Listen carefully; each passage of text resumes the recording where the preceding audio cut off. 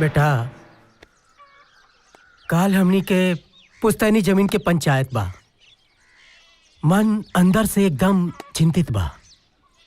अरे आज तक कि गजेंद्र सिंह के कोई झुका ना सकल, लेकिन ये जमीन बेटा हमें एकदम अंदर से झकझोर धैले बा। ए बेटा, अगर कल हमें कुछ हो गया ना तब यही बाप के मान मर्यादा के तू झुके ना दिया बेटा। ये जमीन हमनी के पुश्तैनी जमीन बा बेटा।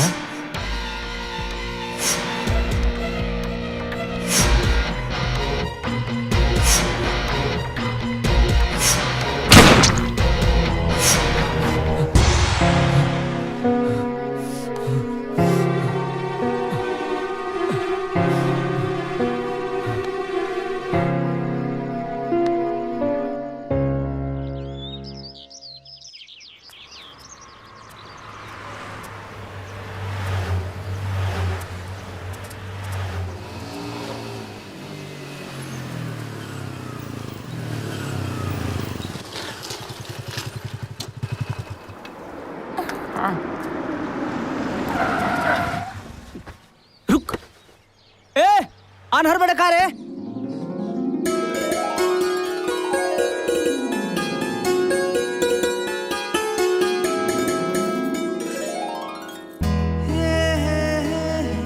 सॉरी, ये देख ना सकेले, बस इनका के रोड पार करवावत रहनी।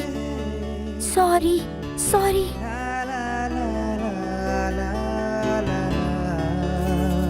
इनका के लौकत नहीं खे। सॉरी।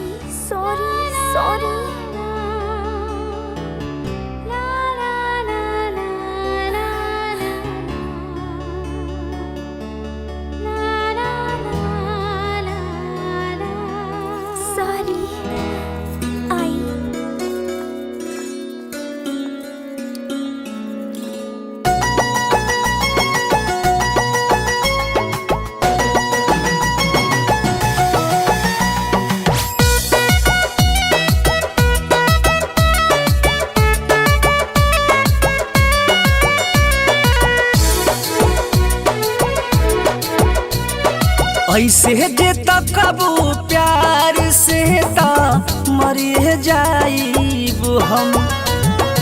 ऐसे जे तकबू प्यार से ता मरिए जाइब हम।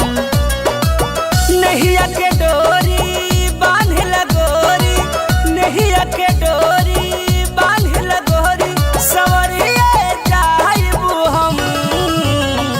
ऐसे जे छुआबा प्यार से तोरिए जाइब हम। अरे ऐसे जे छुआबा प्यार से तोरिए जाइब हम। पहिला उठाने कर मन माने लड़िए जाइब हम।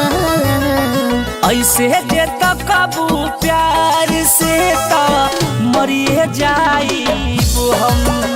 अरे ऐसे जे छुआबा प्यार से तोरिए जाइब हम।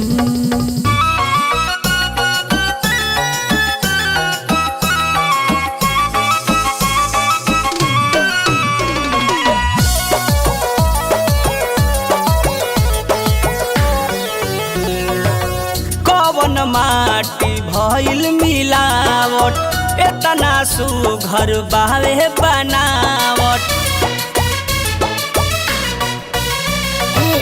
तोहर लबन के आहिल बानी, मत कर जानू इतना बखानी। ऐसे जे रहबू पास में कुछ करिए जाइब हम। ऐसे जे तकबू प्यार से ता मरिए जाइब हम। अरे ऐसे जे छुआबा प्यार से तोरिए जाइब हम।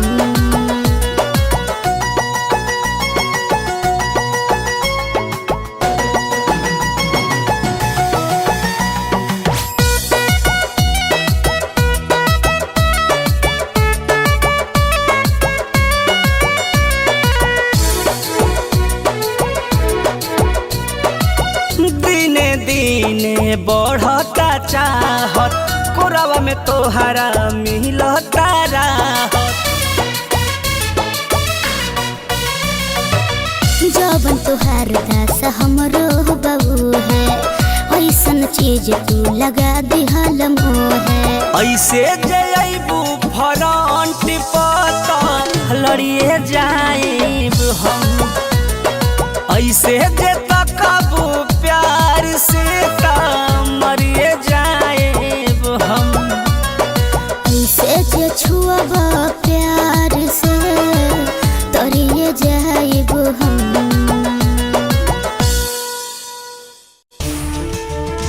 12 फीट सर। हाँ नोट करो। जी सर।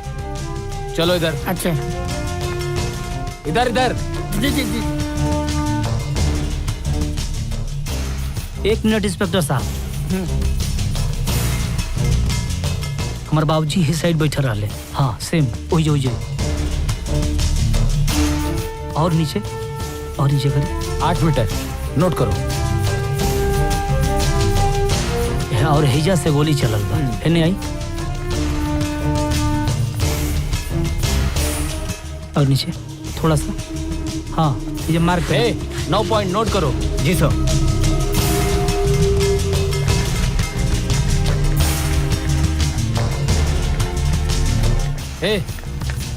फटुआ के ले बा। बा बा बा। फुटुबा। हाँ पूछा, सबसे पूछा। अच्छा देखो जी, देखो इसको, अरे ध्यान से देखो होइजा सब लोग बैठा रहे, रहिया से गोली चला। सर। कोई नहीं देखा है। आवा। हटो हटो हटो। एकरा पीछे कोनो और राज बा। जल्द से जल्द कर पता चल जाए। आइए। ओए चल भाग, भाग, भाग, भाग, भाग। आवा चला।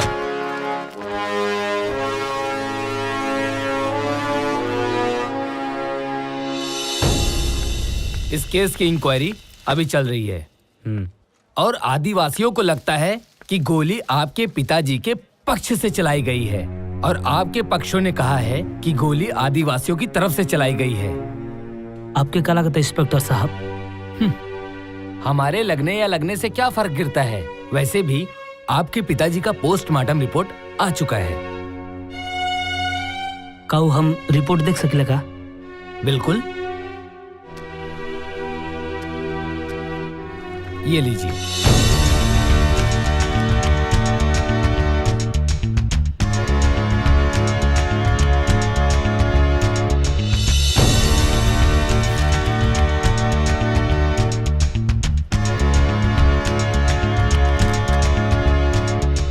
पेन पेपर मिल सकेला का? पेपर? जी हाँ चलो ये लीजिए।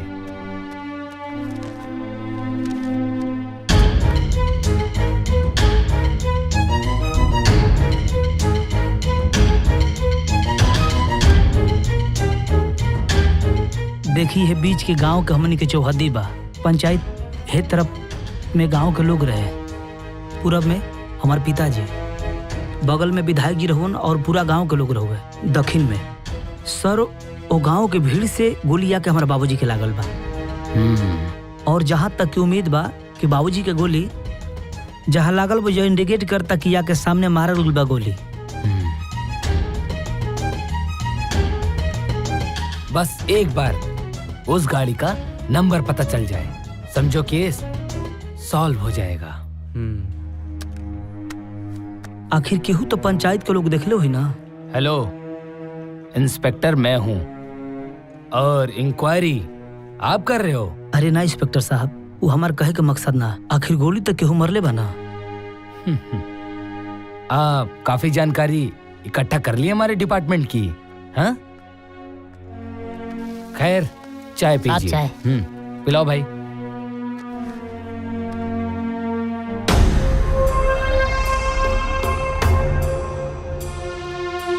ये लड़का एजा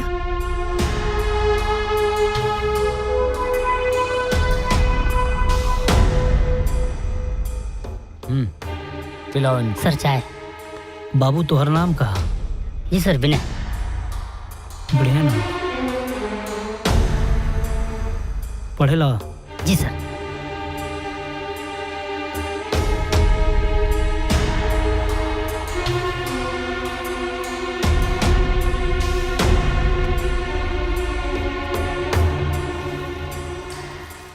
लीजिए चाय।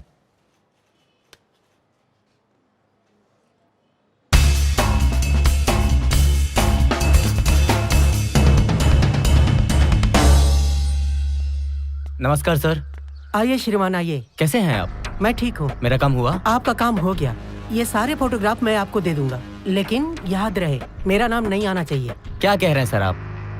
इतना बड़ा आपने मेरा काम किया है, इसके लिए दिल से धन्यवाद। और आप बेफिक्र रहिए सर, वैसा ही होगा। चलते हैं सर। नमस्कार।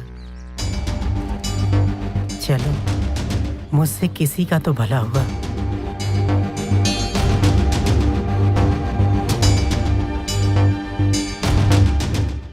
टिप टिप बरसा पानी, अब पानी ने आग लगाई। रे मुरई, रुक रुक रुक रुक, अरे रुक रुक रुक रुक रुक, तेरी तो क्या के रुक रुक, जो सब छोड़ो ना रे, आज जेल में ठूसम तोरा। रुक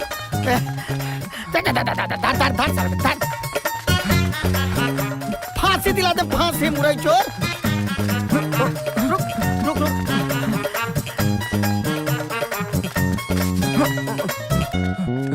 रुको। अच्छा ठीक ठीक, आराम कर ले। हो गए? हाय लो। रुक रुक रुक रुक रुक रे, पकड़ ले रे, पकड़ ले रे, पकड़ा गइला दी यार। सब पूरा के बतावत नहीं। अरे आनंद मारे का हमरा ऊपर गिरत आ रे। छोड़, हमरे के पकड़े रहले के इरादा बा का? अरे छोड़ के तन को मन के करत, पकड़ ही के इरादा करता। शोर मचाई का? शोर न छोड़ देनी। हमार नाम सादीलाल है। तुहार का नाम है? कुंवारी देवी नाम बा हमार। नाम तो बड़ा बढ़िया बा हो। 2 बच्चा के माई बानी। गए भैंस पानी में। खैर देखे में लागत नहीं कि तू लगा के माई बाड़ू। फिर भी चलबू। का चलबू? चलबू मतलब ई बा कि ई बगल में जो थाना बना, ओकरा में हम हवलदार बनी। किसी भी प्रकार के काम होके जरूरत पड़े, हवलदार के याद कर ले रहुआ। ठीक ना? ठीक बा। आए आए आए राजधानी में हत्याकांड, 4 गिरफ्तार। हाँ? माई बेटा देर रात के तू घरे आई रहला। जाना तरह के जुग जमाना कितना खराब चलता, और तू और सोनिया तो हमार जिए के सहारा बड़ा लोग। अरे माई, थोड़ा ऐसा माई के हमारा ऊपर आशीर्वाद रही तो काल भी कुछ ना कर पाई हमरा। और सोनिया कहाँ भी है माई? महारानी सूतल हुई हैं और का। अरे का माई, तू सूत उठ के हमरे बुराई करे लगलू। अरे भैया ई बतावा, जे देर से सूती उ देरे से ना उठी। लगा था कि रात भर तू पहाड़ पिटेलू। जब देखिला ना तो रात भर मोबाइले चलावत रहेली। अरे तो मोबाइल चलावल कोनो खराब बात थोड़े हा। बुराई कोनो नहीं है। हद से ज्यादा कोनो चीज देखबे तब बुराई बा। जरूरत से ज्यादा चलीबे तानहर हो जीबे, और बाद में फिर लोग कहे कि आनहर से शादी के करी। का भैया तू हो ना।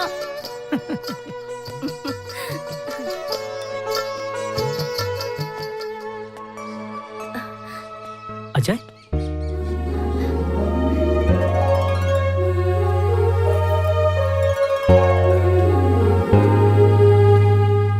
आओ भाई। बोला तन्मय। खुश रह बेटा।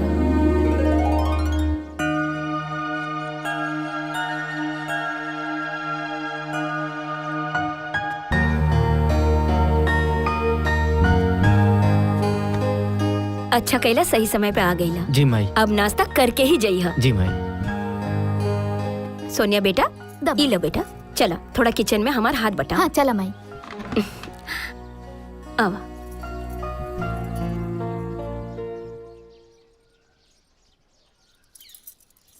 ई देखो, बड़ी मुश्किल से एगो पत्रकार से जुगाड़ कइले बानी।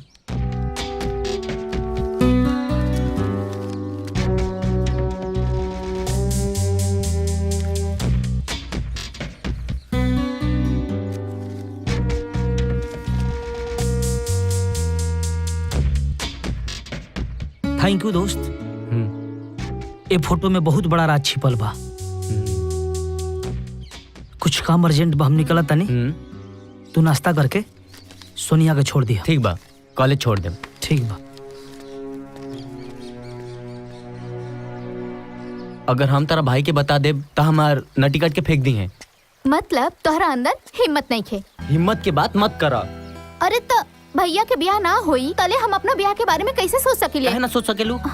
एकरा खातिर ना दिमाग लगावे के पड़ी। सुना, हमरा कॉलेज में ना नीलू नाम के लड़की जे हमर सहेली बिया, वो बहुते खूबसूरत बिया। अगर भैया के टाका उसे लड़ गेल ना तो समझा कि हमनी के प्लान सक्सेस पक्का पक्का हो जाए। अच्छा, एकरा खातिर हमनी के सेटिंग करे के पड़ी। का करे पड़ी? चल बाद में बताई। अब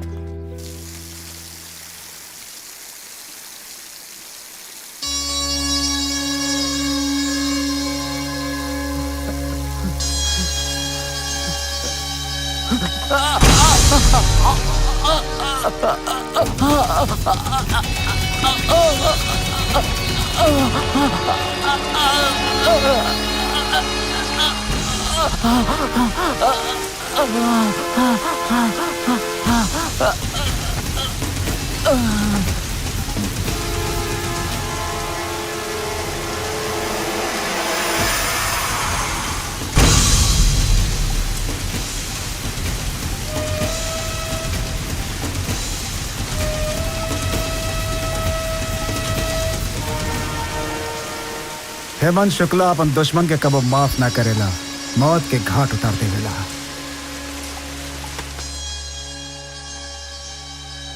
आवा शब्बीर। अस्सलाम वालेकुम भाईजान।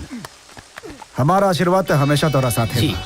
तोरा के कुछ खास काम से बुलानी है। बताई भैया, इस शब्बीर आपके खातिर अपन जान भी दे सकेला। जान देवे की जरूरत नहीं खे। अब के बार इलेक्शन के जोरदार तैयारी करे के जरूरत बा और ये कोशिश करे के बा जीवन दास अब से इलेक्शन में कबो खड़ा ना हो सके। ओकर चिंता मत करी भैया, वो गलती दोबारा ना हुई।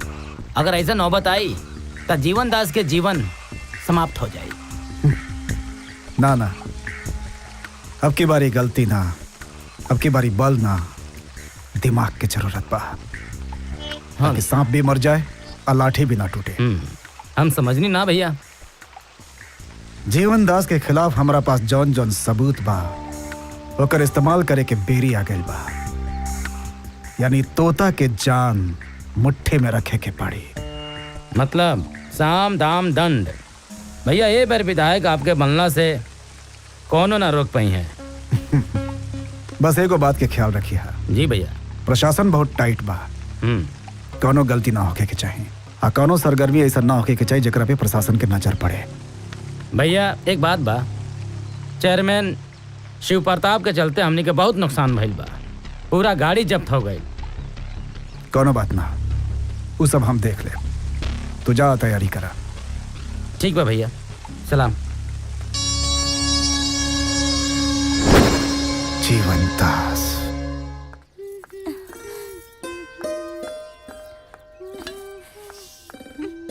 सोनिया।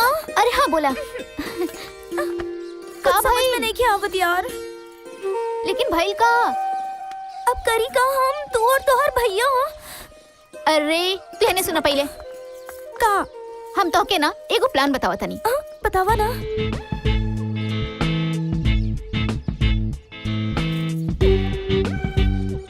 हो जाए। लेकिन तोहर भैया के बारे में पता चल गया तो प्लान तो फिर सब गड़बड़ हो जाई। अरे वो सब ना तू हमरा पे छोड़ दा। पक्का ना? पक्का संभाल के। हाँ एकदम संभाल ले। So much. Thank you.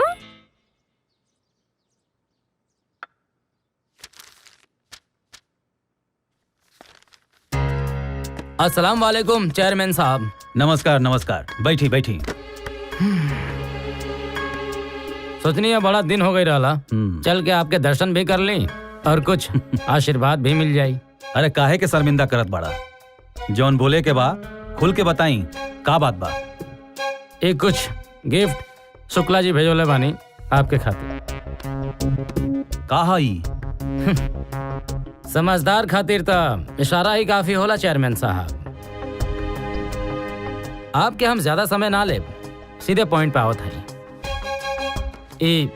पैसा जरूरत पड़ला पे और भिजवा दे।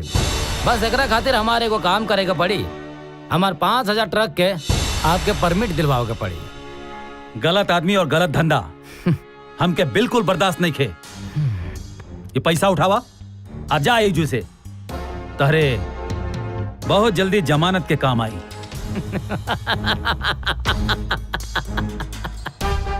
लगत बा चेयरमैन साहब, ये मेरी दिवाली में मिठाई ना पटाखा भेजवाओ के पड़ी। एके हम धमकी समझी? अरे ना, धमकी ना जनाब, ये तो हम अमल करे वाला आदमी हैं। सलाम।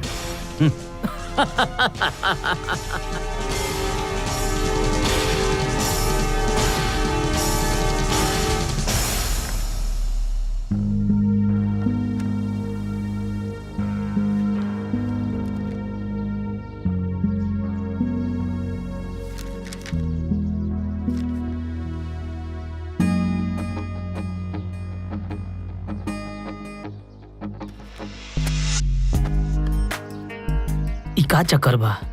इनियो कागज ठीक बा, ओकनियो का कागज सही बा। ई कैसे पॉसिबल हो सकेला?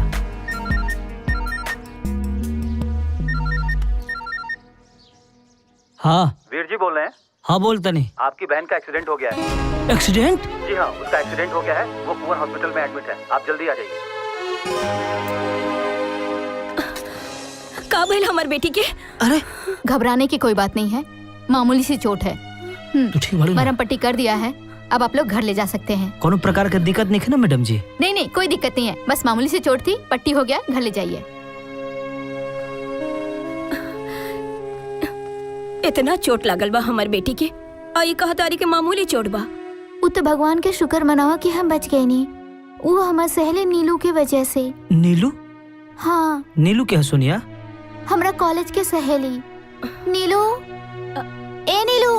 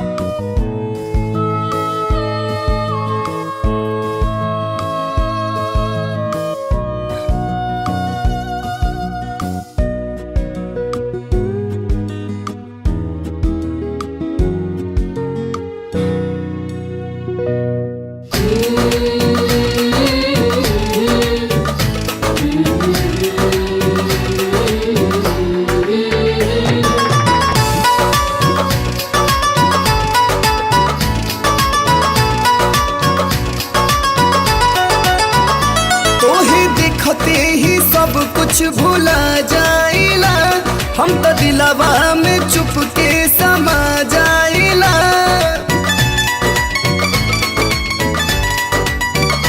तोहे देखते ही सब कुछ भुला जाइला, हम तो दिलवा में चुपके समा जाइला।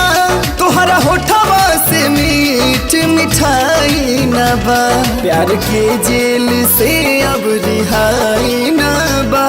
रोग ऐसन भरवलू दवाई न बा, प्यार के जेल से अब रिहाई न बा। रोग ऐसन लगवलू दवाई न बा।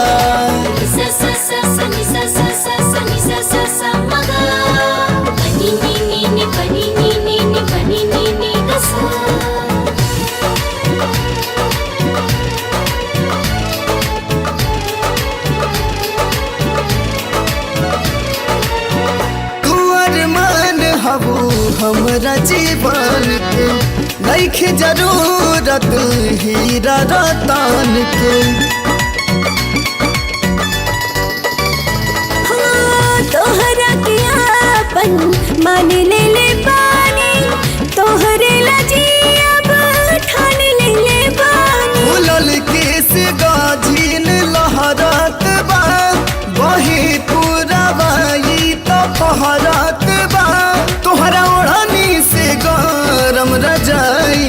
बा, प्यार के जेल से अब रिहाई ना बा, रोग ऐसन धरवलू दवाई ना बा, प्यार के जेल से अब रिहाई ना बा, रोग ऐसन धरवलू दवाई ना बा।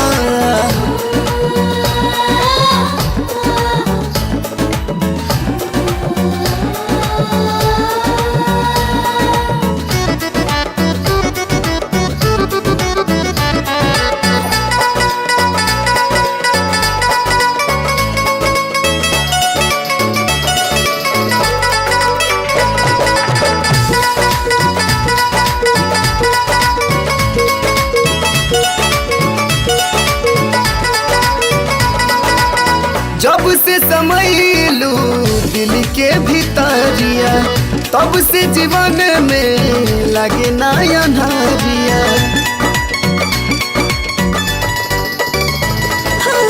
दिल बर जानी काट न जानी, लिख देब तोहरे नाम जवानी। हमरा जिए के तू ही जरूरत आऊ, हमरा मन मान दिल के तू मूरत आऊ, दिल वफा में जिए हर जाई ना बा, प्यार के जेल से अब रिहाई ना बा, रोग ऐसन धरवलू दवाई ना बा, प्यार के जेल से अब रिहाई ना बा, रोग ऐसन धरवलू दवाई ना बा।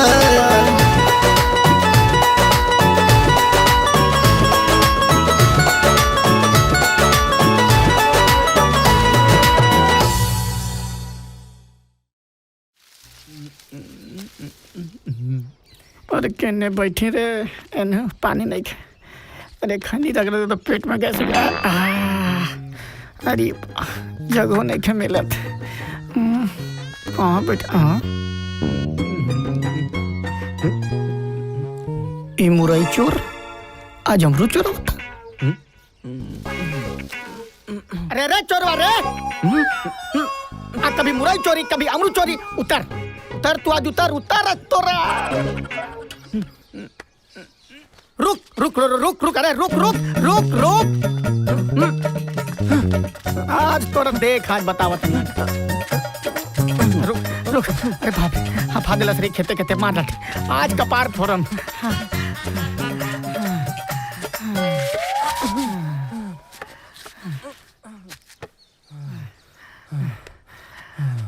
भागिए मत रे, तोरा धरत धरत हमार सांस फूल गए है। ओके आय हाय हाय। अरे सुन रे, खैनी बा आय तनी हमरो खातिर बनाओ। खैनी खा लेबे तो जल्दी बनाओ। हाँ हाँ हाँ बन गई, दे हो गई। अब पकड़ा। रुक रुक रुक, आज तोरा बड़ी मार मारम। रुक रुक रुक रुक, आज लाठी से तोड़ देम तोर कपार फोड़म आज कपार। कहाँ भागे कहाँ रे? अरे रे घर में घुसता, संभाल ले होता। दलान में छुप जाई। कहाँ गए?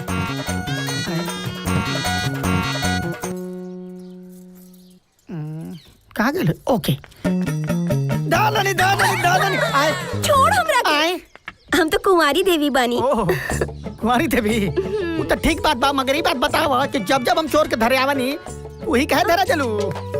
तोहरा के तो हमरा के पकड़े के बहाना चाहिए, असली चोर तो तू ही बड़ा। लागत कि लाइन क्लियर पर छूती है बार बार। कुछ कहला का? ना ना ना ना, हम सोचत ई रहनी कि तोहर जो दुगो लइका वाला से छोट मोट, ओकर बाप हम रहते तक कितना बढ़िया रही। तो तोहरा के हमरा से 2 साल पहले न मिले के चाहिए। एक्सक्यूज मी, कानून वर्दी में है, दूर रहो, डिस्टर्ब नहीं करते हैं। हमको तो लगता है कि चोर इस घर में घुसा है। चोर हमरा घर में ना, तोहरा दिल में बा। आवा दिखा दी। 1 2 3 4 5 2 7 7 को लड़का एक साथ कैसे संभाला? Cancel cancel, search wanted line, तब तोर घर के तलाशी लेम। हट हट। अरे आवा था, दिखा दी।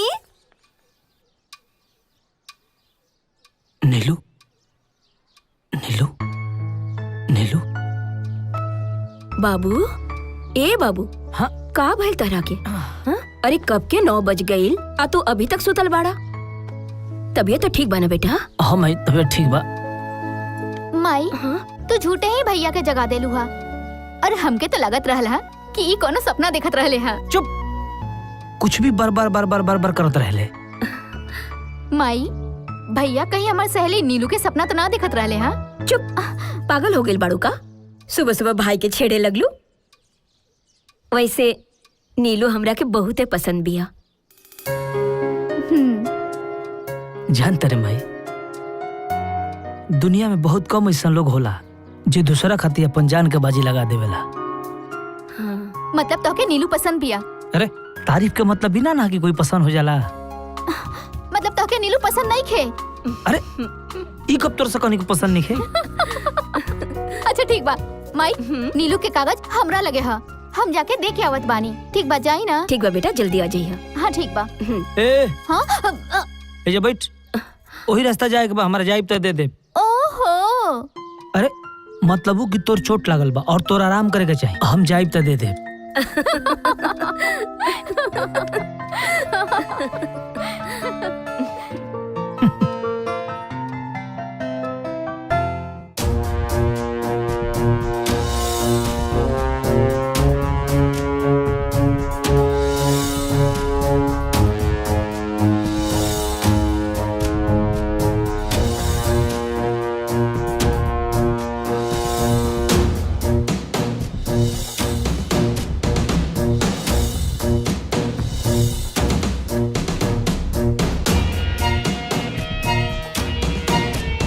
अगर वो आदमी हमन के हाथे लाग गए तो असली मुजरिम के पास पहुंचल आसान हो जाए।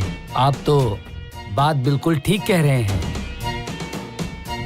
तो बतावा कैसन लगले हमार भैया? तोहर भैया कुछ खास ना, बस ठीक ठाक। अरे ठीक ठाक? हाँ। सुनो, हमार भैया ना लाखों में एक बड़े। अच्छा हाँ, तोहर बात तो बिल्कुल ठीक बा, लेकिन सोनिया, जहाँ पे इश्क और मोहब्बत के बात आवेला ना, वहाँ पर तोहर भैया बिल्कुल फेल बाड़े। वहाँ उनकर कुछ ना हो सकेला। अरे उनके मोहब्बत के ट्यूशन दे दा, हमके पूरा विश्वास बा हमार भैया पूरा 100 में 100 ले आई हैं। यह आइडिया अच्छा बा। हाँ ठीक बा, तो तोहर भैया की ट्यूशन आज से स्टार्ट कर देता नहीं? हाँ बिल्कुल। रुका,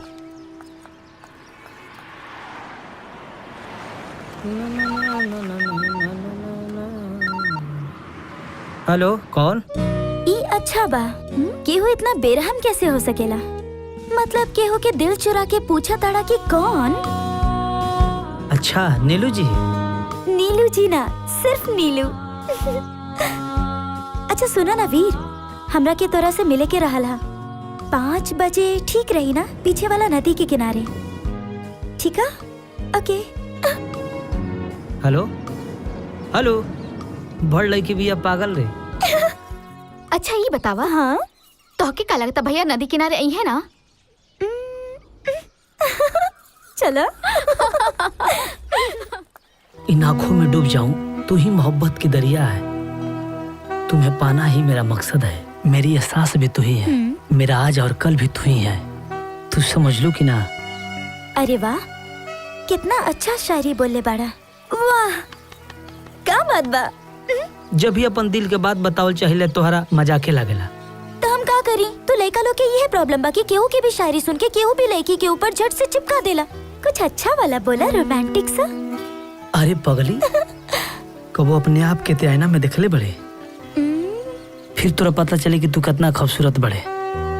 अरे हाँ, हम आईना कबो ना देखनी, हमारा अपन आईना। ये क्या करते रहो?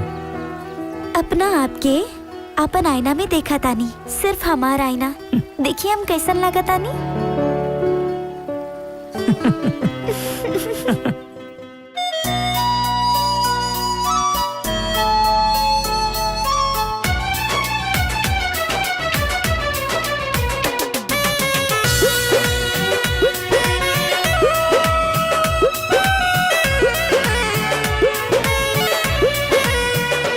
लागे चंदा के लाज, बोलो कौन बाटे राज।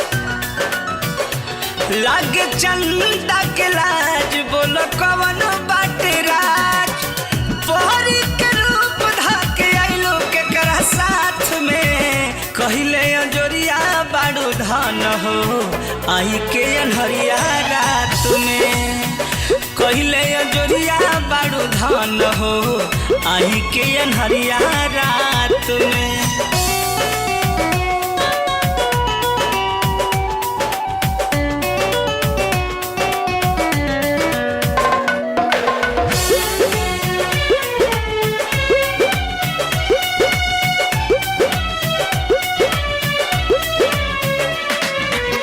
अखिया में पानी जैसे लागे दरियाओ के, कितना बड़ाई करी तहरा छाओ भाव के। हाँ हाँ अखिया में पानी जैसे बहे दरियाओ के, कितना बड़ाई करी तहरा छाओ भाव। तोहरा आगे कुछ ना चाहबा अब कुछो ना परवाह बा, तोहके पाके भूल जाएब अब केहू के ना आहबा। शुद्ध संस्कार लागे तहरा नु बात में। कहले अंजोरिया बाड़ू धान हो आई के अनहरिया रात में है। कहले अंजोरिया बाड़ू धान हो आई के अनहरिया रात में।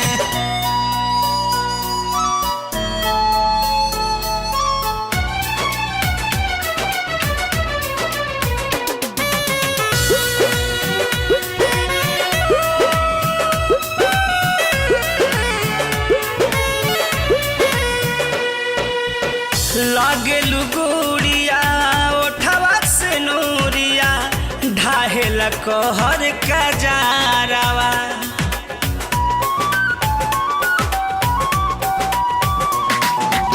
छन घरी मन नहीं करेला हट के, जियो तनी तोहरे सहारावा। तोहरे हाई तोहरे राहब हमहू बनके तोहर प्यारी, भाषा पढ़ाई मन के धन के करा रखवारी। ढेर जिम्मेदारी प्यारी दाना शुरुआत में। कहले अंजोरिया बाड़ू धान हो आई के अनहरिया रात में है। कहले अंजोरिया बाड़ू धान हो आई के अनहरिया रात में।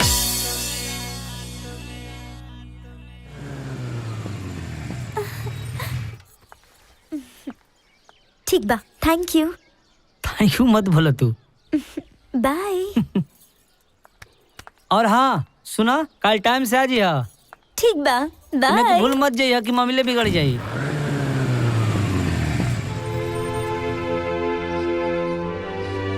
ई लइका के बा पता करे के पड़ी।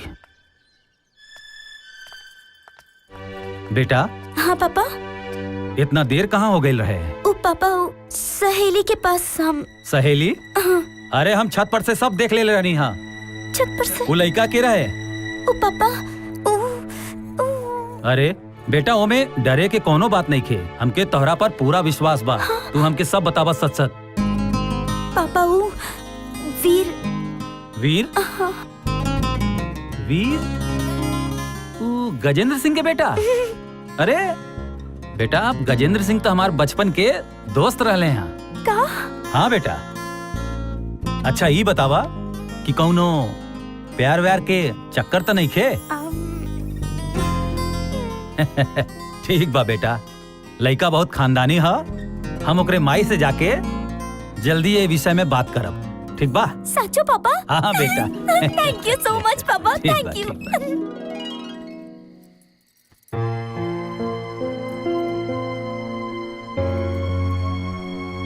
का बात बा बेटा, बड़ा परेशान देखत बाड़ू।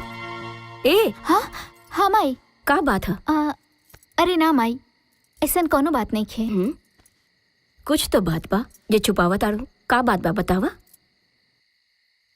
माई हम बहुत दिन से तोहरा से एगो बात करे के चाहत बानी, पर साच कही तो हम हिम्मत ही नहीं जुटा पावत। देखा बेटा, हम तोहार माई हई, कोई गैर ना हई। तू हमरा से बतावा का परेशानी बा। माई हम अजय से बहुत प्यार करेनी और हम उनके से शादी करे चाहत बानी, ई बात का तोहरा भैया के पता बा? वैसे अजय तो बहुते अच्छा लड़का बा। वीरावता तो हम ओकरा से बात करब। ठीक बा ना? खुश पगली।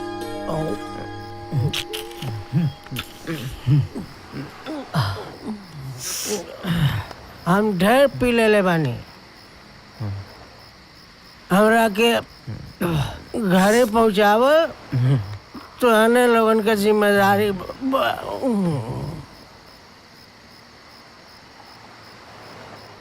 आगा बोल। हम तोहरा से एगो बात कहे के चाहत बानी। बोल। हम तोहरा बहन से बहुत प्यार करेनी, बहुत प्यार करेनी। हम ओकरा से शादी करे के चाहतानी। जान तरफ भाई, भाई ए भाई भाई भाई हाँ, हमरा के कुछ तोहरा से कहे के बा। हाँ, हमार तो किस्मते खराब बा। हम तोहरा के बहुते चाहेनी। I love you Sonia. माई तो हाँ कर देले बिया और भैया के ना बस हरी झंडी के इंतजार बा हम रखे। भगवान से दुआ करा बस वह जल्दी से हाँ कर देस। भगवान के लाख लाख शुक्र बा कि माई त मान गईली।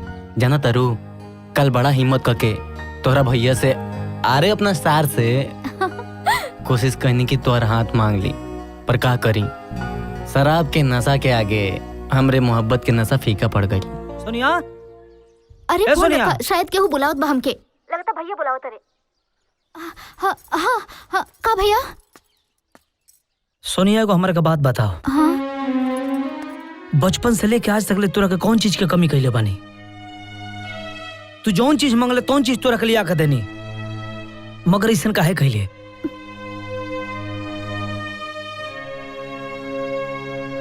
का भैया ऐसन कौन गलती हो गई हमरा से? ऐसन गलती भइल बा जौन माफी के लायक निखे। तू हमरा से काहे ना बतौले कि तोरा और अजय के बीच में प्यार बा?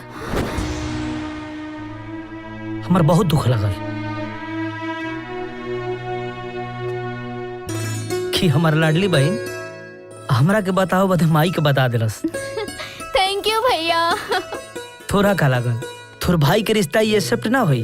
अरे पगले, तोर खुशी में ही हमार खुशी बा, बुझाइल? हाँ भैया। और हाँ, हाँ? अजय के बोल दी है, आंख में अगर एक भी आंसू आ गइल हमार बहन के तो ठीक ना होई। हाँ कह दे, लेकिन ये बतावा उ नीलू के हमरा घरे भौजी बना के कब लेके आवा तरह? पगली का देखा। अरे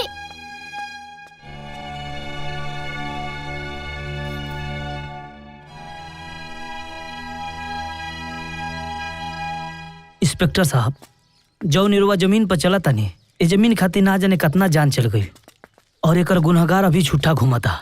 गुनाहगार कितना भी शातिर हो, लेकिन वो कानून के नजर से ना बच सकत। ये बहुत पुराना बात हो गई इंस्पेक्टर साहब। हमार कहे के मतलब ई रहल, गुनाहगार बहुत जल्द पकड़ल जाई। सिर्फ एक बार वो गाड़ी के नंबर पता चल जाए।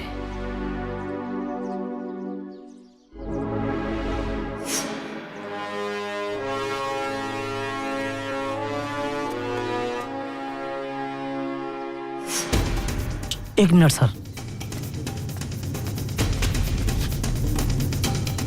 ललन,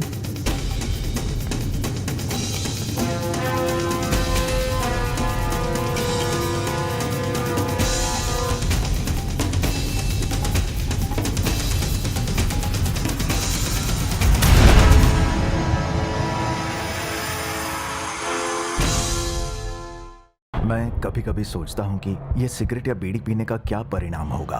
क्या ये मेरे स्ट्रोक का कारण बन जाएगा, जो मुझे अपने परिवार पर बोझ बना देगा? क्या ये मेरे फेफड़ों के कैंसर का कारण बन जाएगा? क्या ये मुझे मुंह के कैंसर या हृदय रोग या एम्फीसीमा के करीब लाएगा? अगली बार जब आप सिगरेट या बीड़ी पीने की सोचें तो खुद से पूछें, ये सिगरेट या बीड़ी पीने का क्या परिणाम होगा? तंबाकू आज ही छोड़ें। सहायता के लिए 1800-112356 पर कॉल करें या मिस कॉल दें 0112901701 पर। मैंने कब सोचा था मेरी जिंदगी यूं बदल जाएगी। सब कुछ इतना अच्छा था, एक अच्छा पति, 2 प्यारे बच्चे, लेकिन तंबाकू ने सब कुछ बदल दिया। अब इस फैलते हुए कैंसर को मेरे चेहरे से काटना पड़ेगा।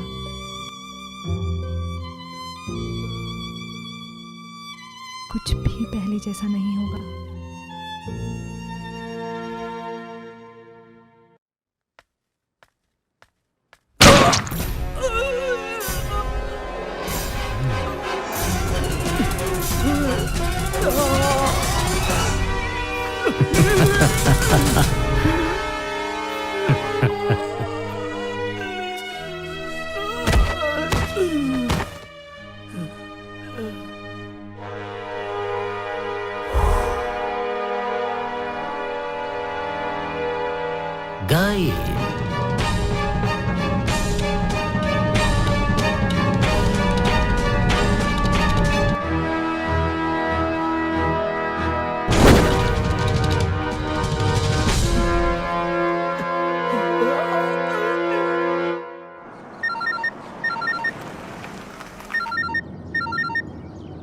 हेलो। हाँ वीर, तू जहाँ भी बाड़ा जल्दी से हॉस्पिटल पहुँच जा। कौन हॉस्पिटल? प्रसाद कुमार हॉस्पिटल। ठीक ठीक वहाँ होते हैं, चल।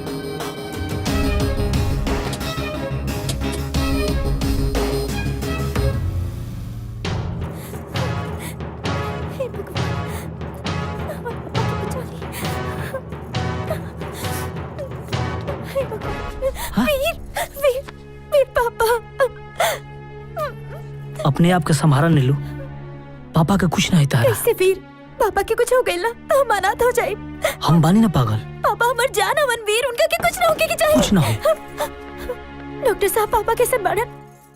देखिए गोली तो मैंने निकाल दिया उनका, लेकिन हालत क्रिटिकल और चिंतित है। कहाँ मिल सके डॉक्टर साहब? शॉर्ट टाइम में आप मिल सकते हैं उनसे, क्योंकि स्क्राइब शॉक रिवाइव कर रहा है, इसलिए ज्यादा देर तक उनके सामने रोना या बात करना सही नहीं होगा। थैंक यू सर। पापा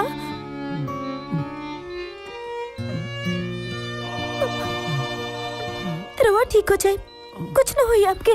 पापा रहे थी ना पापा।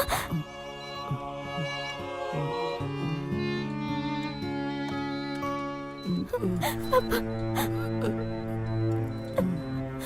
बेटा, हाँ हम अपन बेटी के ब्याह बहुत धूमधाम से करे के चाहत रहनी, लेकिन ईश्वर के कुछ और मंजूर रहे। कुछ ना हुई पापा आपके। बेटा, हम हमार बेटी के हाथ कब्बो मत छोड़िया। पापा आपके कुछ ना हुई। तोहार बाबूजी बहुत अच्छा इंसान रहले। बेटा, हमरे ऑफिस के अलमारी में एगो 14 नंबर के फाइल बा, शायद तोहरे कुछ काम आ सके। ओकर चाबी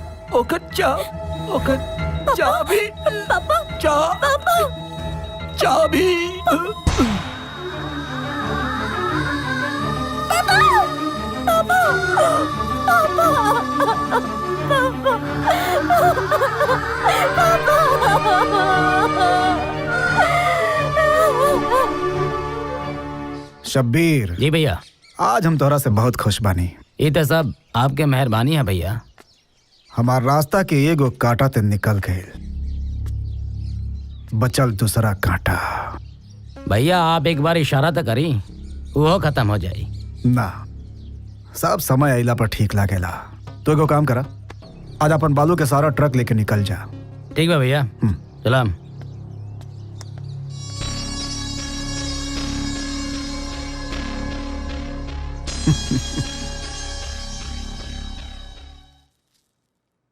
तू पहले खाना खा ला। मन नहीं के। अरे खाना तो खा ला। हमार मन नहीं के। अरे ऐसे कबले तू भूखे प्यासे रहबू बतावा। हम कितना अभागिन बानी। छोट रही तो माई छोड़ के चल गई। और पापा पापा छोड़ के चल गए। अपने आप के संभारा नीलू, आखिर हमनी के भांजा ने तोहरा संग है। सोनिया, आज रात तू ही रुक जा नीलू के साथ। पापा हम कल सुबह आजी, अगर कोनो बात हुई तो फोन करिया। नीलू, अरे हम बानी ना, तू अपने आप के संभाला।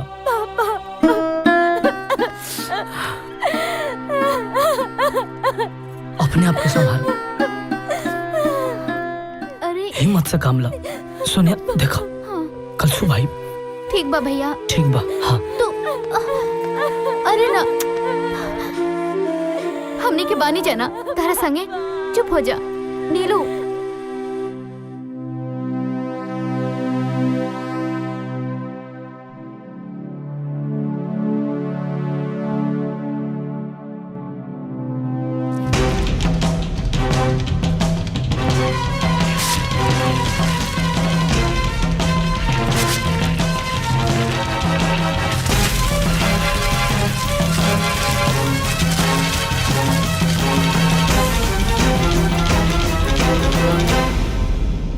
बार बार करोड़ों के नुकसान भरपाई कैसे हुई?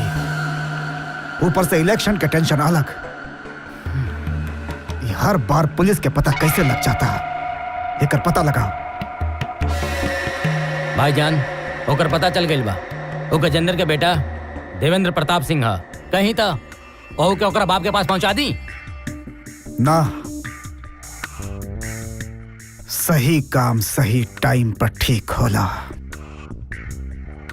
एक बात आज पता चल गई कि बिना पावर के इंसान के हालत जल बिन मछली समान होला। एक बात याद रख कि अब किर के हमरा ई इलेक्शन कोनो भी हालत में जीते के बा। जीवनता से मीटिंग करे के पड़ी। मीटिंग फिक्स कर। ठीक बा भाईजान।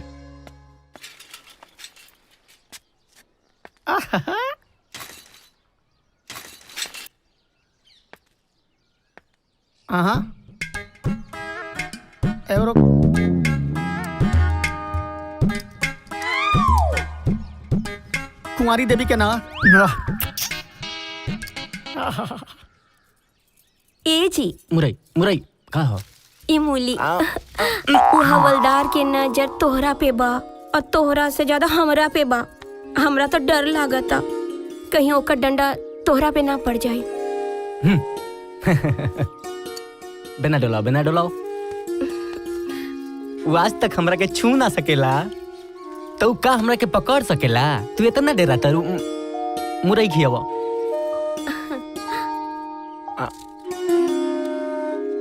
फॉलो मी, आ जाओ।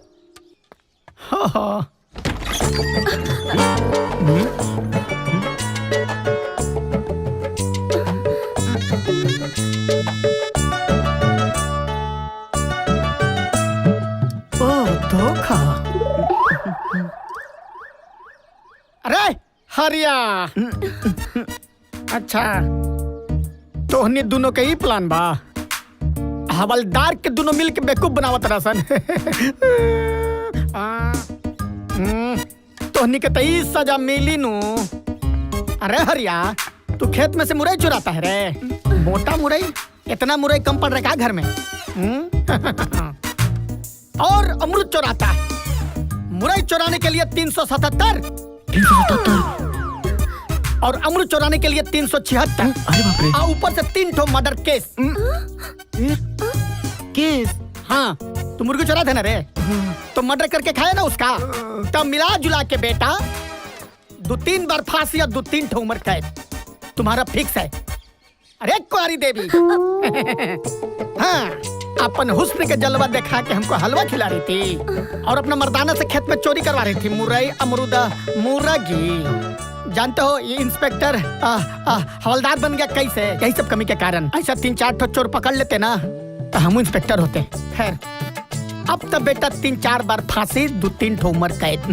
ए हवलदार साहब, सुनी ना। बोली ना। ये जो तोहर चेहरा बा ना, ए पर हमार दिल आ गया बा। तोहरी बॉडी देख के जी करता कि पकड़ ली। बेटा तू कोई काम से। तोहरी हाइट, हाय हमरा के मार डाली। पकड़ लेनी, पकड़ लेनी, पकड़ लेनी। रे क्या करते हो? ले लाठी, रे छोड़, रुक। अरे रुक रे। चलो बचावा। केकरा से बचावा जब कानून वर्दी में खड़ा है? हम समझ गए कि तोनी के प्लान बा कि कानून खतरा में आ गेल बा। ठीक बा भाई, अब तोरा मुरई चुरावे के बा, अमरूद चुरावे के बा, जे चुरावे के बा चुराओ। अब तोनी के गिरफ्तारी कैंसिल।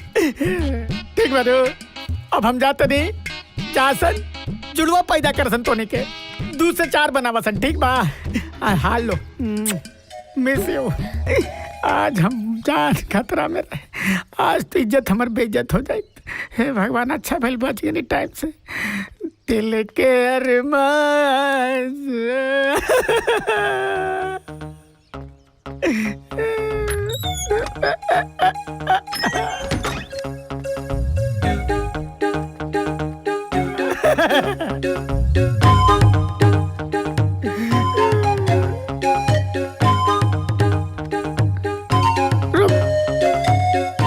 देखला जा नतीजा, नीयत खराब, समय खराब। अजी कानून बुरा फसत फसत बाच गई। रउआ लोग ऐसा काम कभी ना करम जा। आए हनु हट हट। एक बार तो पी ली। शुक्ला जी, हम प्रतिज्ञा कैले मानी, जब तक चुनाव ना जीत जाए मदिरा पान ना करब। कैसन प्रतिज्ञा कर लेली रहुआ जौन कबो पूरे ना होला।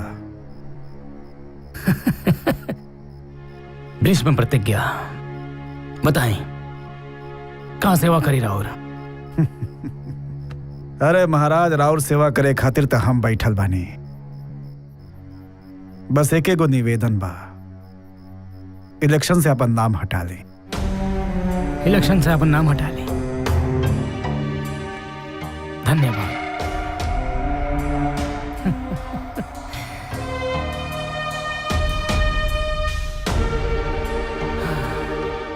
इलेक्शन से नाम हटा ले।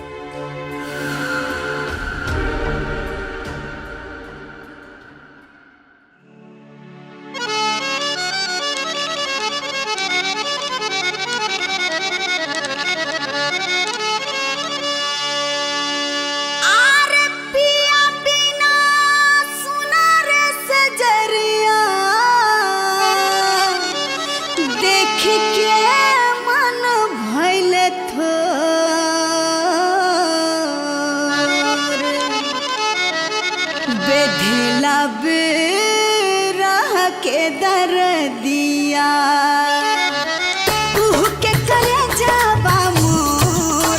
बेधेला बेरह के दर दिया कुह के करे जावा मोर। बेधेला बेरह के दर दिया।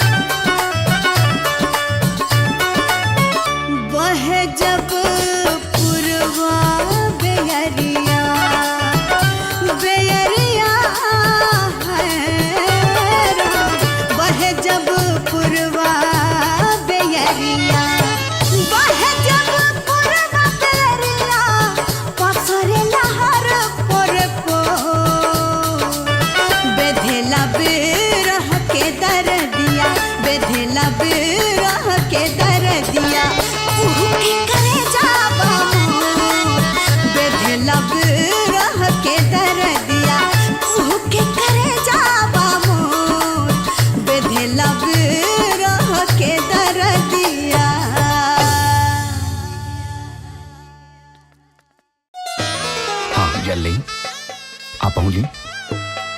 ओम स्वस्ति नो इंद्रो वृद्धश्रवा स्वस्ति न पूषा अरिष्टनेमि स्वस्ति नो बृहस्पतिर्दधातु। ओम शांति शांति शांति। ओम गजाननं भूतगणादिसेवितं कपितजम्बुफलचारभक्षणम् उमासुतं शोकविनाशकारकं नमामि विघ्नेशपादपङ्कजम्। शान्ताकारं भुजगशयनं पद्मनाभं सुरेशं विश्वाधारं गगनसदृशं योगनिद्यां निगम्यं वन्दे विष्णु भवभयहरणं सर्वलोकैकनाथं। खड़ा हो जाइए।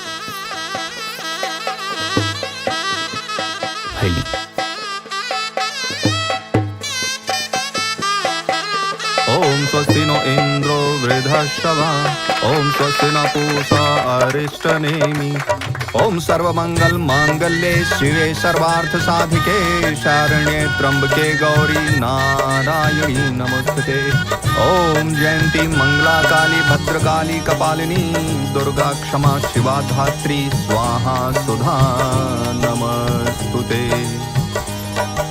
या देवी सर्वभूतेषु शक्तिरूपेण संस्थिता नमस्तस्यै नमस्तस्यै नमस्तस्यै नमो नमः। मंगलम भगवान विष्णु मंगलम गरुड़ध्वज मंगलम पुंडरीकाक्षाय मंगलाय तनोहरे। ओम शांताकारं भुजगशयनं पद्मनाभं सुरेशं विश्वाधारं गगनसदृशं योगनिद्यां गम्यं वंदे विष्णु भवभयहरणं सर्वलोकैकनाथं। खुश रहा बेटा।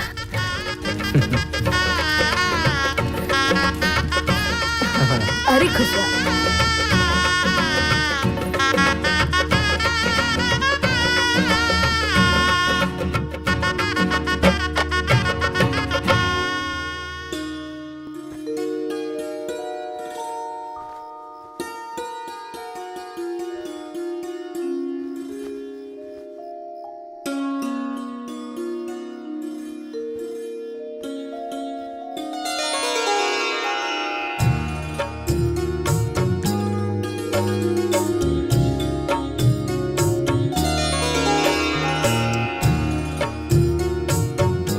ऐसे का देखा तानी जैसे पहले कबो नहीं देख ले।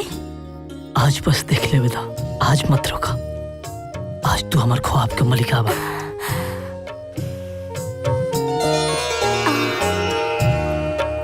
तनी और कुछ बोली ना। कुछ याद आए तो कह देंगे तुझे। फिलहाल तो दिल बेचैन है, अपने आगोश में ले ले।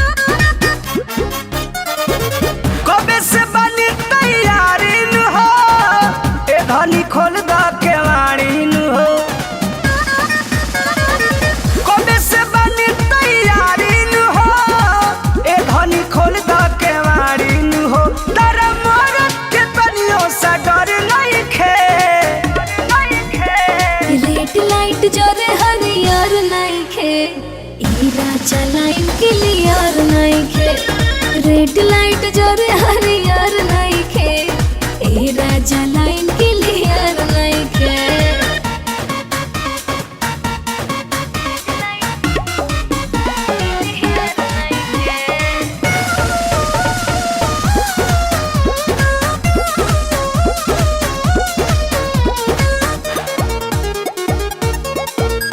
प्यार के सीजन बा कन्फ्यूजन बा, दुर्भाग्यलू कौन रीजन बा। प्यार के सीजन बा कन्फ्यूजन बा, दुर्भाग्यलू कौन रीजन बा। कइले लखी अब ही हम सब खसियान, ओके लब चैन बड़ा घोड़ा पसवा। हम बेचैन बनी तहरा असर नइखे, जरे हरियार नइखे ए राजा लाइन क्लियर नइखे कि रेड लाइट जरे हरियार नइखे ए राजा लाइन क्लियर नइखे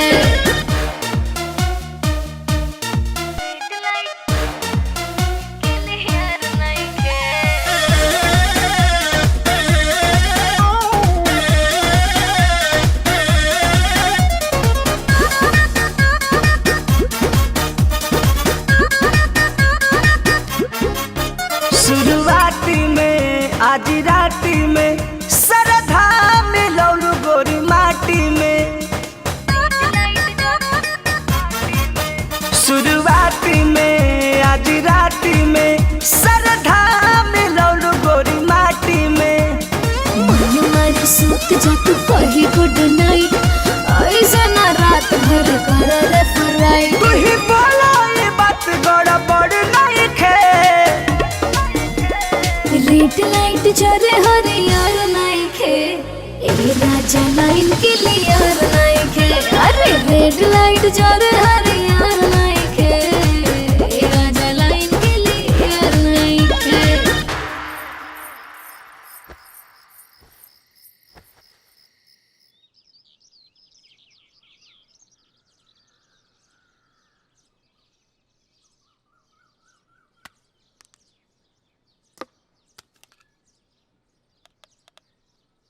अब तक का सबसे बड़ा नरसंहार, ये नरसंहार जमीन को लेकर दो गुटों के बीच में संघर्ष का नतीजा बताया जा रहा, जो पिछले कई वर्षों से चला आ रहा है। इस नरसंहार में अब तक 16 लोगों की जानें जा चुकी हैं। ये जमीन आखिर किसकी है? और सबसे बड़ा सवाल, इतने सारे लोगों के मौत का जिम्मेदार कौन है? इस सवाल का जवाब अभी प्रशासन भी नहीं दे पा रहा है। आइए देखते हैं ये घटनाक्रम आगे क्या मोड़ लेता है।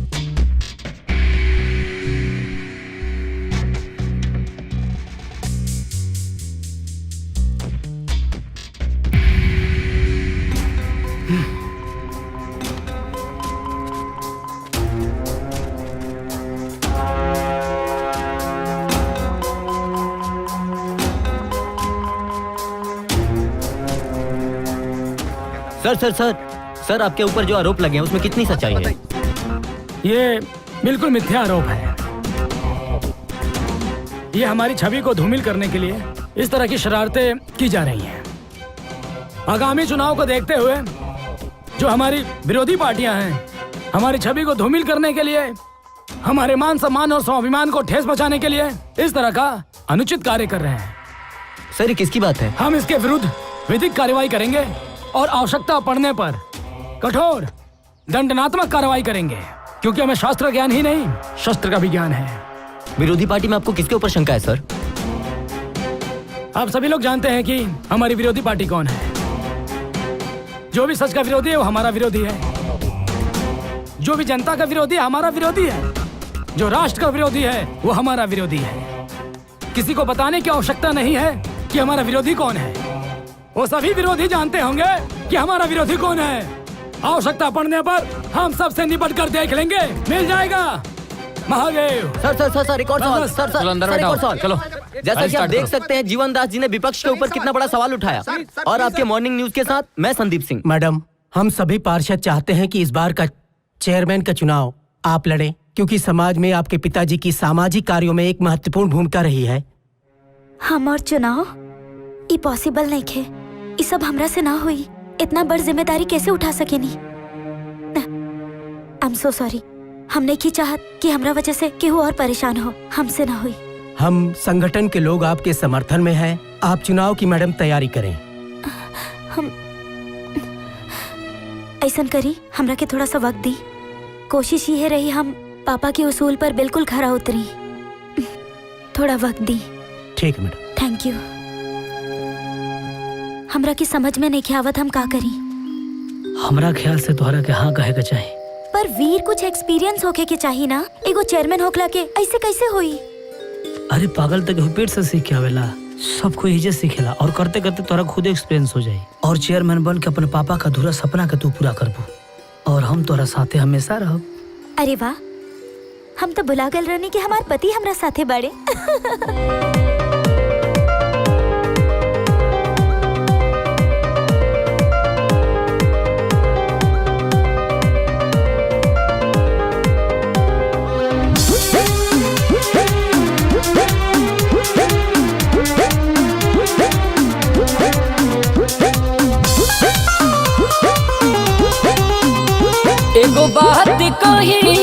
तोहरा से हम देखते देखते टूट गइल भरम। एक बात कही तोहरा से हम देखते देखते टूट गइल भरम। कहीं कभी केहू के मार के तलवार भी यारे लजा जाई कजरवा के तोहरा धार से। तलवार भी यारे लजा जाई कजरवा के तोहरा धार से।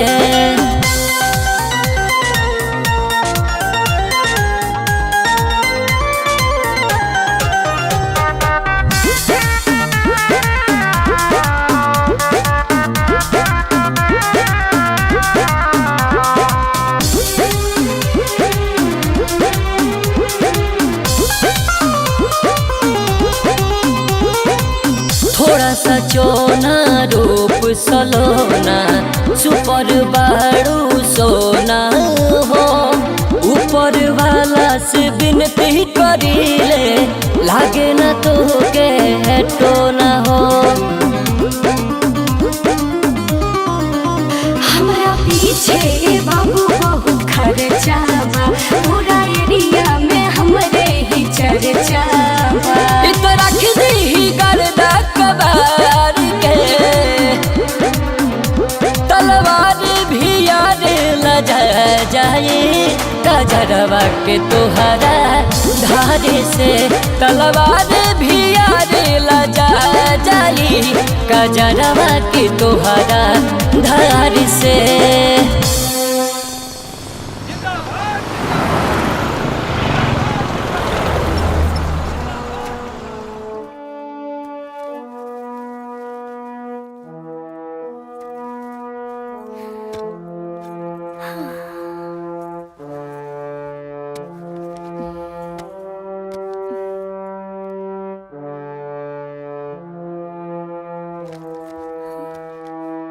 पापा मरते समय जौन फाइल के जिक्र करत रहलन ओकर राज का बा?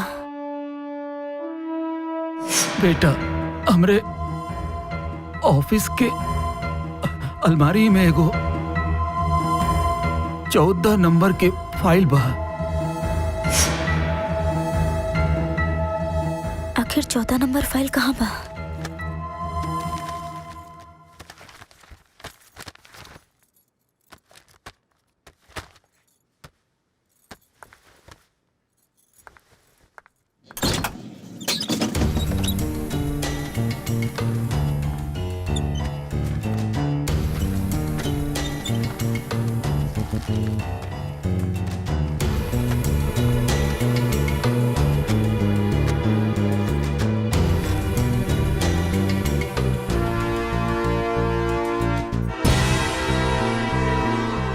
Number file?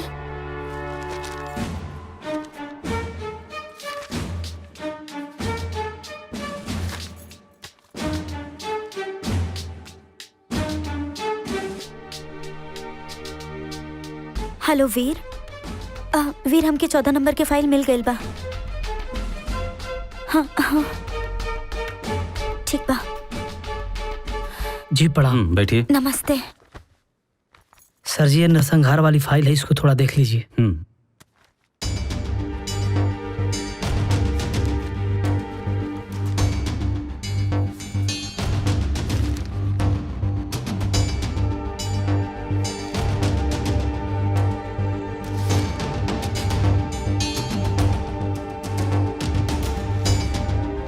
ठीक है, मैंने आपकी फाइल देख ली है, इसे मैं रखता हूँ और इसकी निष्पक्ष जांच करवाकर उचित कार्रवाई की जाएगी। जी थैंक यू सर। जी प्रणाम। नमस्कार। अरे बाप रे, चौना जमीन खातिर कितना लोगन के जान ले ले और वो जमीन सरकार के निकलल। बिल्कुल सही। एकरा मतलब कि जीवन दास के पहले से ये बात पता रहे। अकेला में जीवन दास शामिल नहीं थे। अभी तक में और बढ़न मछली फंसी, जाल फेंकल गइल बा। तू लोग तैयार बना ना? हाँ तैयार बनी। हाँ वीर, लेकिन बच के, काहे से हम कानून तक ही सीमित बानी और कहीं ना कहीं तोहरा ऊपर नजर होखे। जिंदगी और जंग में सिर्फ एक फासला होता है। जिंदगी इम्तहान लेती है और जंग जान लेती है।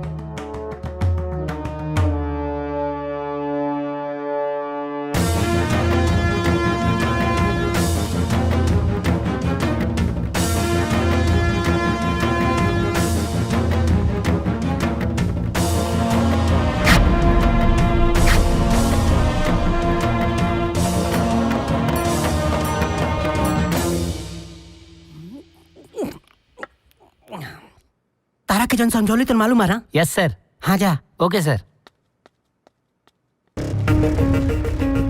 तो ले क्या? Income tax officer.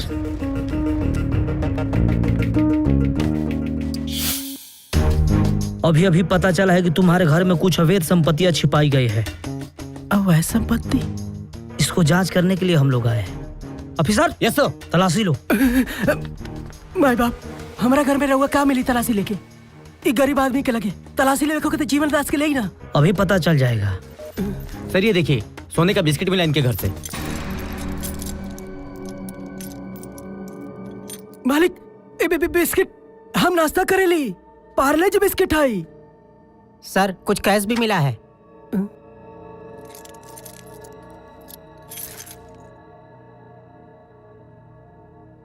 और ये बता कि अमरपुर कांड के बारे में तू क्या जानता है? हम कुछ नहीं जाने सर। ऑफिसर। यस सर। फिर से तलाशी लो। बताओ तानी मालिक, हम सब बताओ तानी। बताओ कि सब तैयार बनी। हम बताओ तानी। हम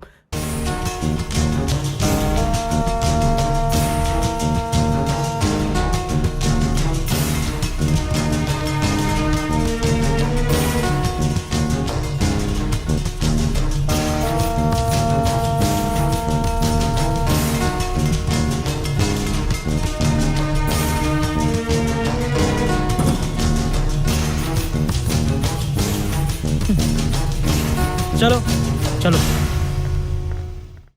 जीतला के बाद जुलूस तो यादगार होके के चाहिए कि ऐसा जुलूस आज तक कोनो नेता के निकलल ना होके। और भैया जी, हम तो अबहीं से 500 गेंदा के फूल के माला और 1 कुंटल अबीर गुलाल के ऑर्डर दे देले बानी। खाली मिठाई के ऑर्डर देवे के बा। और हाँ, धाए धाए बंदूक से जब तक आवाज ना आई ना, तब तक मजा ना आई। और भैया वो दिन ड्रेस स्पेशल होके के चाहिए। वो सब तो ठीक बा, बाकी जनता के बीच में माहौल का बा।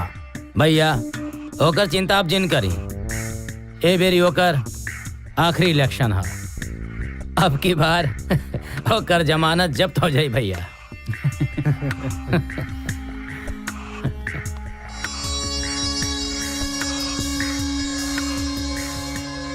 महाराज जी जिंदाबाद जिंदाबाद। महाराज जी जिंदाबाद जिंदाबाद। महाराज जी जिंदाबाद जिंदाबाद। महाराज जी जिंदाबाद जिंदाबाद। महाराज जी जिंदाबाद जिंदाबाद। महाराज जी जिंदाबाद।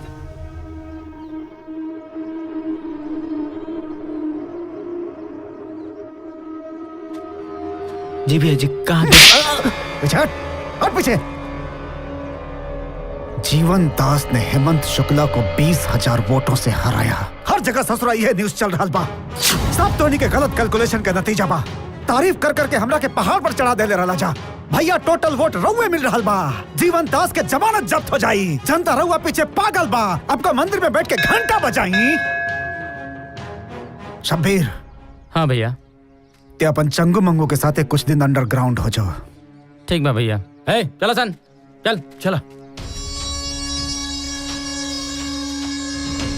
जीवन दास, तोर तो हम करब उपाय। जीवन दास जेल से रिहा हो गई और डीएम साहब का ट्रांसफर हो चुकल बा। अरे यार, अगर वो जीवन दास के ना हमरा बारे में पता चल गई तो ससुरा हमार नौकरी खा जाइयो। अरे सब मेहनत बेकार हो जाई।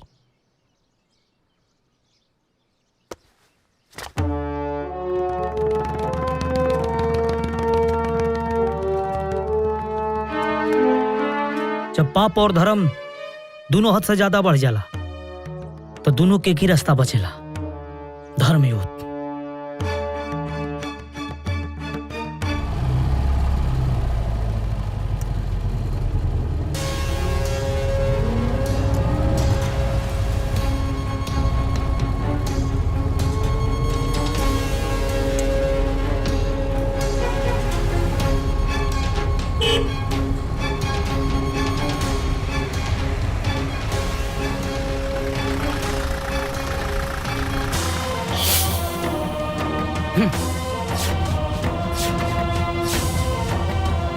ये जहाँ देखा हर समय हमारा रास्ता में चली आवेला। आज के हिसाब किताब कर दे। है निकल।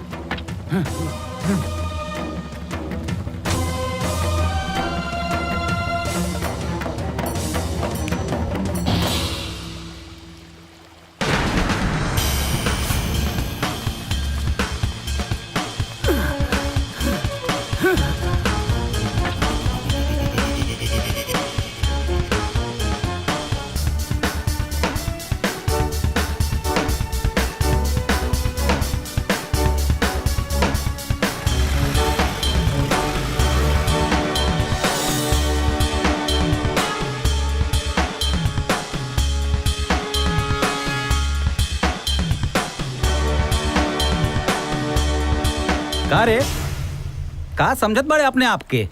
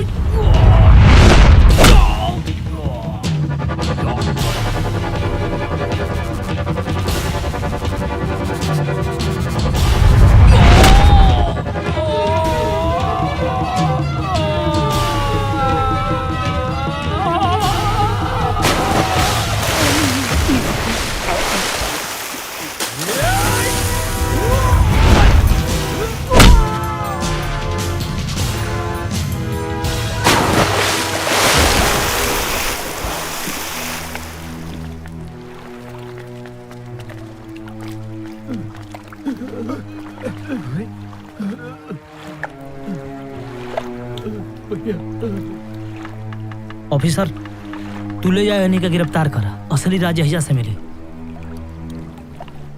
अब हुई खेल शुरू।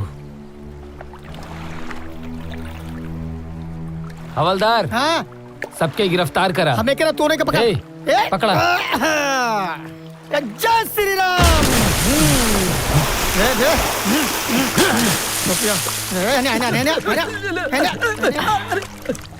मार पीट करता है, मार पीट। चल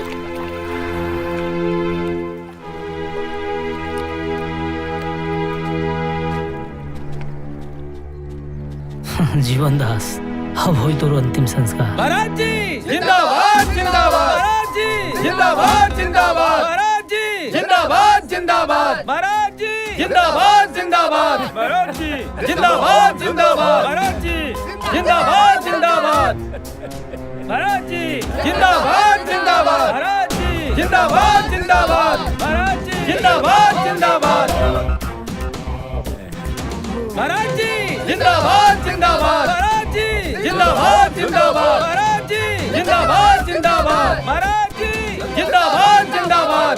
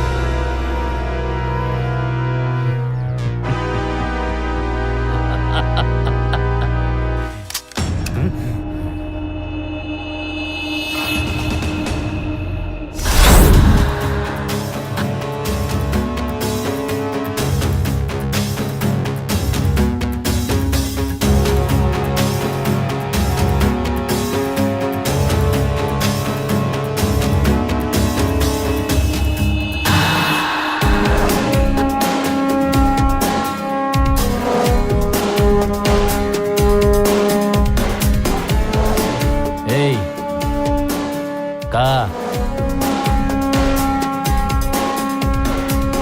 अच्छा गेम कैला इंस्पेक्टर साहब।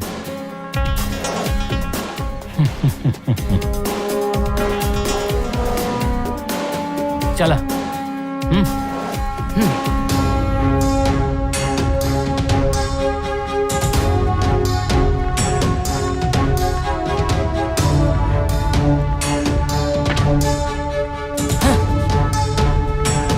चलो।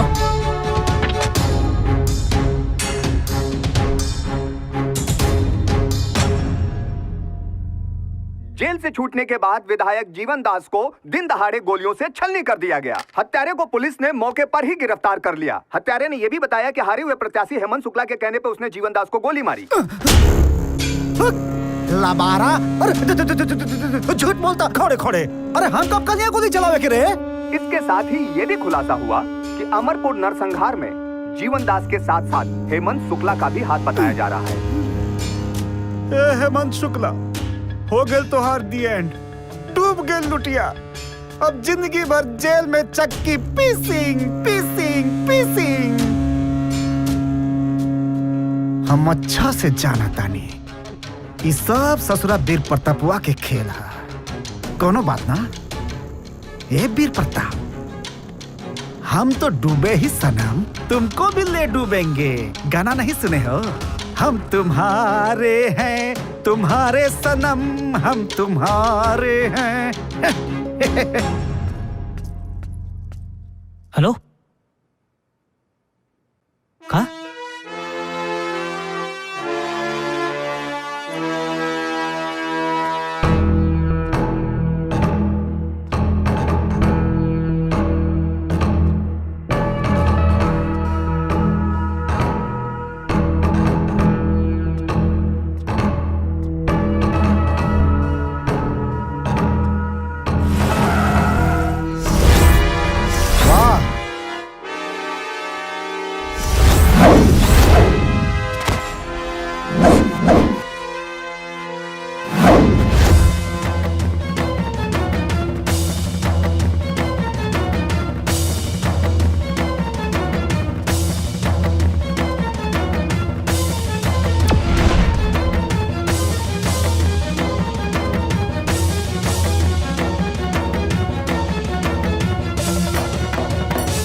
सुस्वागतम।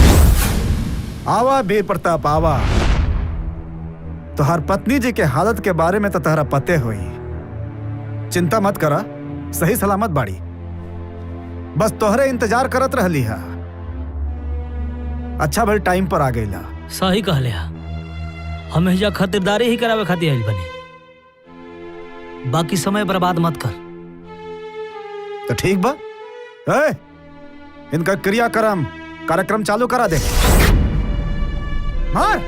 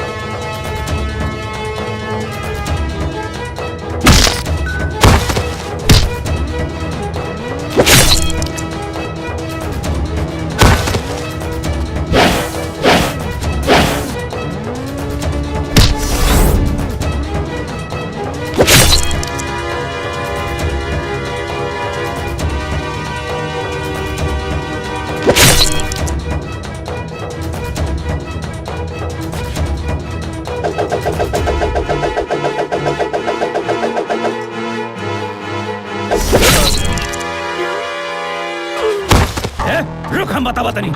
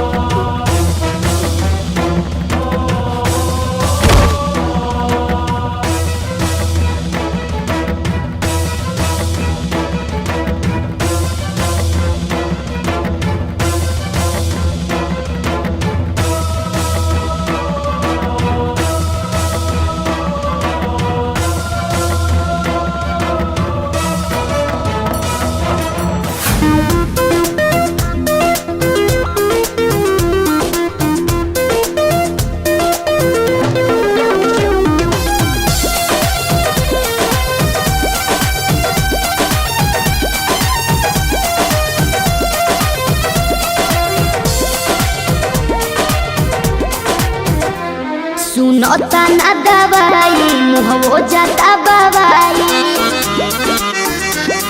ऐसे ना हमके छुई नहीं तो फिर दुखाई सुनता ना दवाई मुँह हो जाता बवाई ऐसे ना हमके छुई नहीं तो फिर दुखाई चुअता पसेना बेना हाकोता नी डरे दर दिया हो ए राजा दर दिया हो लहंगावा में चढ़ दर दिया हो लहंगावा में चढ़ दर दिया हो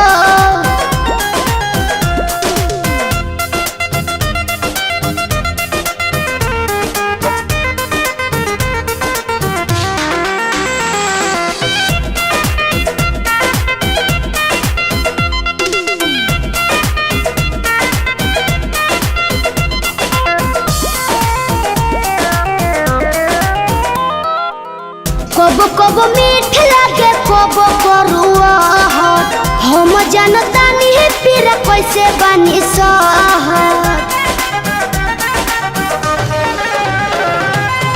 कबो कबो मीठ लागे कबो करुआ हम जानता नहीं फिर कैसे बनी रोवा रोवा खाड़ होके लागोता सिहर दर दिया हो दर दिया हो लहंगावा में चढ़ दर दिया हो लहंगावा में चढ़ दर दिया हो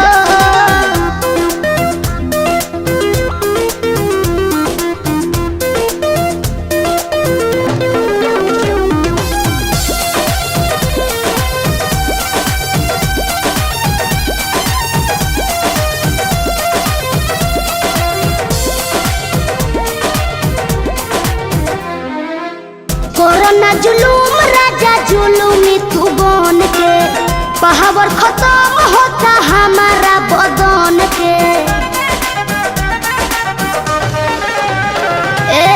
कोरोना जुलूम राजा जुलूमी तू बन के पावर खत्म होता हमारा बदन के भीतर से काहे दोना खीस